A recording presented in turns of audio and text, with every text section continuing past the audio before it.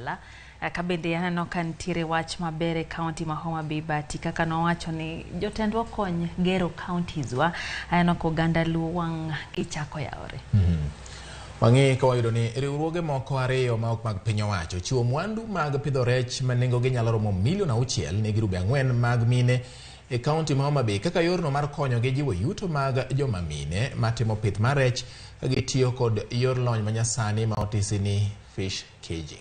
Riwruok mar ECO Network Africa kod mano mar MIDA ochiwo mwandu mopogore mag pith rech ne grubego matimo tije lupo e dhowedhe mag Litari, Kaugege, Mrongo kod dhowath Mawakula maduto yudre kar chung' od bura ma Suba North. Jatije maduong' mar ECO Network Africa Jennifer Riria okoni dwaro margi en ting'o malo yuto mag mine manie pith mar rech mar duoko chien timbe moko ma ok odhi kare mathoro juko joma mine sekta mar lupo e nam Lolwe.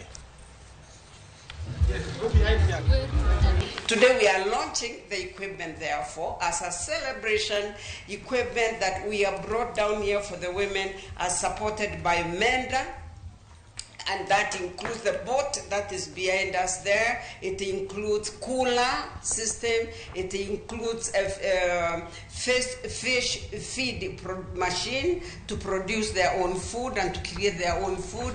It also involves solar for lighting. So all these things we have provided to the women to empower them. And I'm humbled that this kind of project is being undertaken within our county.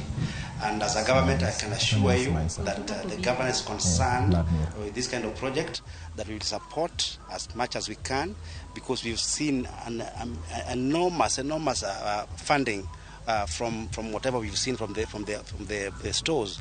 Our kwa chiefs security kaka aneno mine gi kama gikete gige gika okbeyo wambe ka wawuok ka wadhi tero ne governor wach mondo mine gi okony gi store moro ma ginyalo kete gige gigi kato security margi be otimruok nade oriti wantie gi scooping net and solar mariembo kulacha koro wagoero kamana ahinya ne